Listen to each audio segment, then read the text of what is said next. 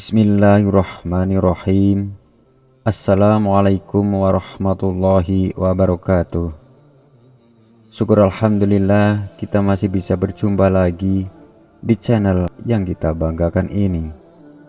Dan mudah-mudahan bisa memberikan manfaat bagi kita semua. Allahumma sholli ala Sayyidina Muhammad wa ala ali Sayyidina Muhammad.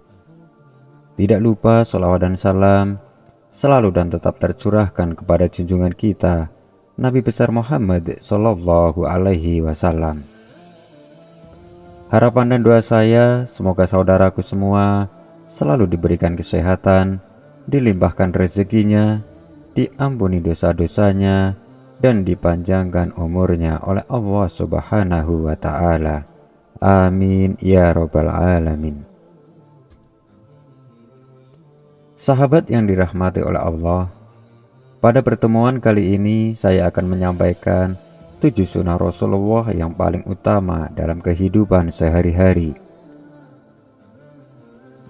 Rasulullah adalah suri tauladan terbaik di muka bumi ini, Maha Guru yang patut kita contoh akhlak dan budi pekertinya, agar kita senantiasa menjadi umat yang benar-benar taat dan berkualitas. Beliau adalah manusia terpilih yang dipilih untuk menuntun kita menuju jalan yang lurus. Maka apabila kita ingin selamat dunia akhirat, maka hendaknya ikutilah langkah-langkah beliau. Ikuti sunnah-sunnah yang menjadi ketetapan agar menjadi hidup kita lebih berarti. Dan menjadikan kualitas diri lebih baik, tentunya untuk mengejar dunia akhirat yang kekal abadi. Nah, berikut ini adalah 7 sunnah Rasulullah yang paling utama dalam kehidupan sehari-hari. Hendaknya kita lakukan agar senantiasa hidup kita berada di jalan yang lurus dan tidak merugi ketika sampai hari perhitungan nanti. Inilah sunnah Rasulullah yang nomor 1. Sholat tahajud. Semua Rasul, Nabi, kekasih Allah, aulia, dan para ulama salaf tidak meninggalkan sholat tahajud. Ini merupakan ciri orang yang soleh dan ikhlas. Dalam merangkai sahabat Ali bin Abi Thalib menyatakan bahwa salah satu dari obatnya hati adalah sholat malam dan tahajud. Dan Allah Subhanahu wa Ta'ala berfirman, "Dan pada sebagian malam hari bertahajudlah kamu sebagai suatu ibadah tambahan bagimu. Mudah-mudahan Tuhanmu mengangkat kamu ke tempat yang terpuji." Surat Al-Isra ayat 79. Sunnah Rasul yang kedua, membaca Al-Quran dengan terjemahannya. Al-Quran merupakan petunjuk dan sumber mata kehidupan. Al-Quran merupakan pedoman muslim untuk hidup dan menjalani kehidupan. Maka membaca atau tadarusan Al-Quran ini penting sekali. Kita tidak hanya disuruh membaca, tetapi juga memahami dan menghayati artinya, serta dilanjutkan dengan mengamalkan ajaran-ajaran yang terkandung di dalamnya. Berikutnya adalah sunnah Rasul yang ketiga, memakmurkan masjid atau sholat subuh di masjid. Masjid adalah rumahnya Allah. Masjid adalah sebuah tempat suci bagi orang-orang yang senantiasa mensucikan dirinya secara lahir maupun batin. Masjid merupakan tempat untuk menggembleng pengamalan-pengamalan rohani, spiritual, mengokohkan iman dan tauhid. Masjid juga sebagai tempat tinggal landasnya bagi mi'rajnya orang-orang beriman. Dalam artian ini, masjid sebagai tempat menginternalisasikan nilai-nilai ilahiyah ke dalam dirinya sebagai modal utama dalam kehidupan. Bagi secara individu, dalam lingkungan rumah tangga, masyarakat dan bangsa, bahkan dalam lingkup dunia global. Sunnah Rasul yang keempat, sholat duha. Salah satu rahasia sholat duha adalah karena sholat duha adalah sedekah. Salat duha adalah ibadah sunnah yang senantiasa dilakukan Rasulullah Shallallahu Alaihi Wasallam.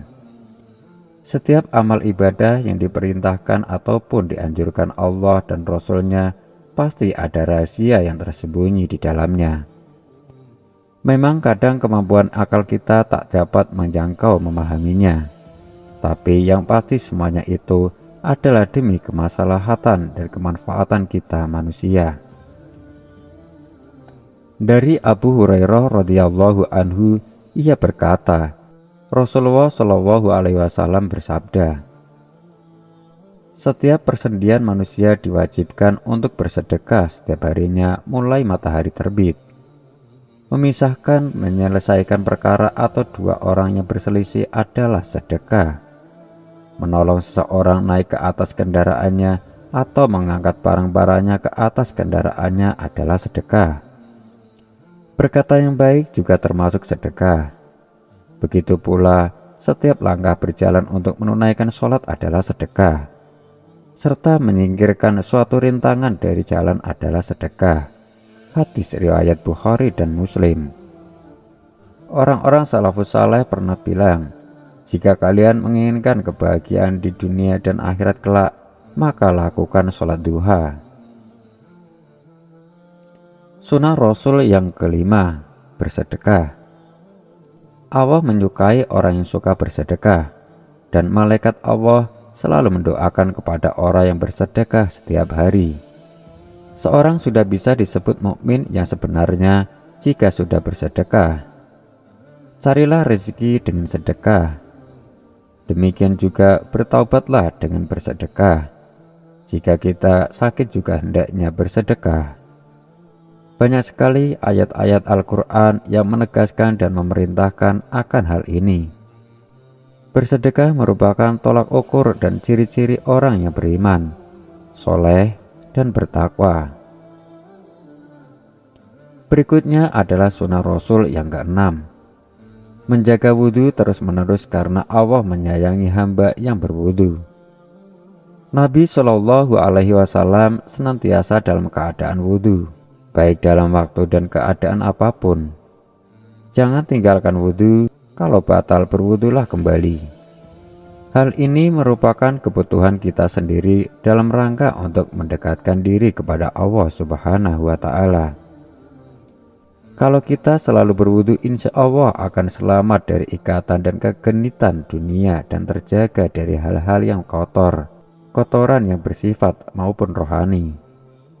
Selanjutnya kita terjaga dari hal-hal yang tidak bermanfaat dan dari perbuatan-perbuatan dosa dan tercela. Karena wudhu merupakan proses pembersihan badan kita secara silmutan, dilanjutkan dalam rangka untuk pembersihan fitrah dan hati atau rohani kita. Kata Khalifah Ali bin Abi Thalib, orang-orang yang berwudhu senantiasa ia akan merasa selalu sholat, walau ia sedang tidak sholat, dan dijaga oleh malaikat dengan dua doa, ampuni dosa dan sayangi dia ya Allah. Berikutnya sunnah Rasul yang ketujuh, amalkan istighfar setiap saat.